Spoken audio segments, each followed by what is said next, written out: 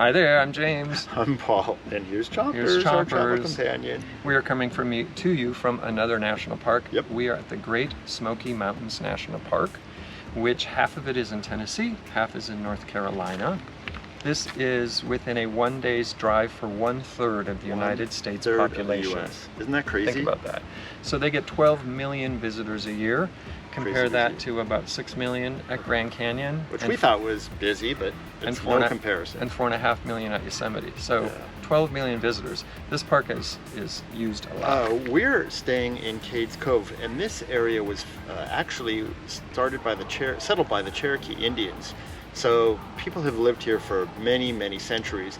But in the 1830s, there was what is called the Indian Removal Act, which basically got rid of the Cherokees.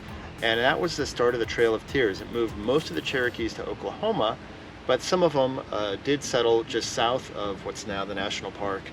They're called the Eastern Cherokees, and they have a reservation south of the park. Right.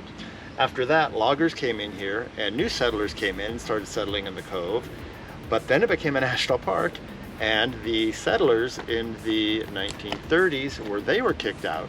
And so there's a lot of people who have moved in and out, and been forcibly moved out of Great Smoky Mountain National Park. And there is some restoration going on here because those settlers brought in all kinds of non-native species, which they're trying to get rid of. So this park, considering the climate, I mean, we're not at the equator, we're not Costa Rica, but this park, considering the climate, is the largest biodiverse section of land that you will find. So there are 150 species of trees, more than all of Central Europe and Northern Europe.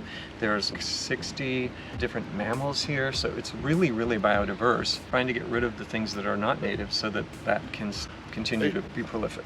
We're staying at the campground, Cades Cove campground. Now there are 10 campgrounds in this national park. That's how big it is. Staying at Cades Cove, where there are 159 sites here in Cades Cove. There's a B loop that allows generators and a C loop that doesn't allow generators, but there's no A loop. However, there are a spattering of sites that have an A on them. So if you have an A site, those are accessible sites. That stands for accessible, not an A loop. Not A loop. And there are no hookups, but each site has a fire pit and a picnic table.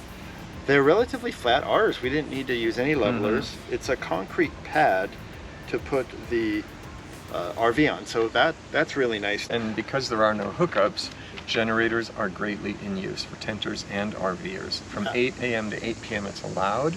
Yeah, you know, a lot of campgrounds we go to, people stay for 2-3 days, so you don't hear generators that much. Here we've noticed people are here for a week or so, and so they're really moved in and they use their generators every day. At 8 a.m. you hear the generators kick in. It seems to be very much a family park too, so a lot of people are here for their vacation for a long duration, so it's really kind of tough using your generators every day. There's also a camp store, and at the camp store they have bike rentals, so on Wednesday if you didn't bring a bike, you can rent a bike and do the whole Cades Cove loop.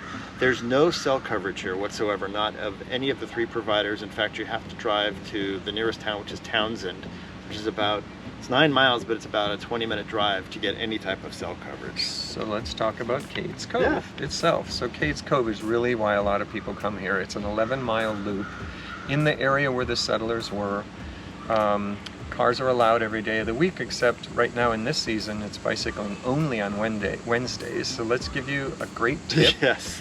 We did the car yesterday. We had friends here with a car. We did that yesterday, and literally it was 11 miles of back-to-back traffic. To bumper Can you say LA at rush hour? Yeah. But you're moving at 1 to 4 miles an hour. And it's a one-way loop, so once you start it, you're in it. They had signs at the beginning saying expect 2 to 3 hours to make this loop. And it was. Yeah, and it's kind of crazy how busy it is. If you are gonna do it by car, do it early in the morning or right before dusk. So today is Wednesday, and we were waiting to take our bikes. So they close it off to cars. It's so nice. It's so fun. What, we do it like in an hour and a half? We did an hour and a half. We biked. And we stopped and looked at sites. Some of the sites that were really cool. There's a visitor center there. Restored old homes, churches. We stopped and had a little picnic lunch, and we still made it in less time than the car the day before. There's great views. It's really a nice. It's a really nice loop. It just didn't seem organized though. It amazes us that We went to the Grand Canyon where there's trams and organized and they know how to disperse crowds, but here are just very, very Yeah, crowded. signage was not so keen. Now it's such a heavily used campground too. Yeah. I just am not sure why it's not a little bit better maintained or a little bit better organized. I think crowd control, it's just so many people here, it's crazy. Let's talk about Cades Cove Campground. That's really how we should rate this. Right, What the do you think of campground. Cades Cove Campground? In general, I'm giving it a 6. I expect really? more from a national park, especially this, I think, our 4th one this summer so far, and this is by far the one that needs a little bit more love. The thing is that there's no Wi-Fi whatsoever, there's no showers, there's no electricity, there's no sewer. I mean, we can dump There is when a dump we leave. station, yeah. And, you know, it's just a lot of those elements make it not a long stay type place and a little rough around the edges. So that's my rating, 6. I'd give it higher. I'd give it a 7.5. I think I know. Are you surprised? A little bit. Our site is level. It's concrete. Level we is have nice. lots of space. We have a fire pit. We have there's a little tenting area. We have a But I'll remind picnic you table. about the generators that drive you nuts in the morning Yeah, and at night the when gen- people are cooking. I would give it a higher rating if they put an electric line in. Yeah. Because there's so many people that stay here for a long period of time. I think electricity would make this a quieter Right. campground.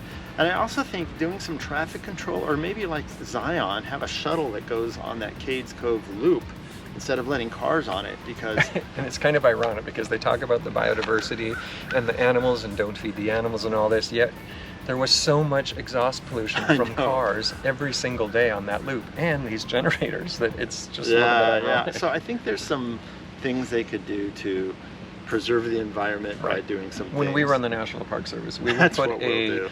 an alternative fuel shuttle system around that park Yep. and not have We'll put any a solar cars. field here, so all the campground can run off solar electricity instead of the hundreds of generators. So every year, taking some of those tips and some of that information into account when you want to come to the Great Smoky Mountain National Park, figure out what entrance you want to come in on, see Yeah. which site you want to see. If you want to do the Cades Cove area, you really have to plan how to There are enter the park. Lots of things. You to can't see there. simply get from one place to the next. And But just full disclosure, we only saw part of the park because we stayed in Cades Cove. There's Fraction. so much to see, but definitely worth a stop.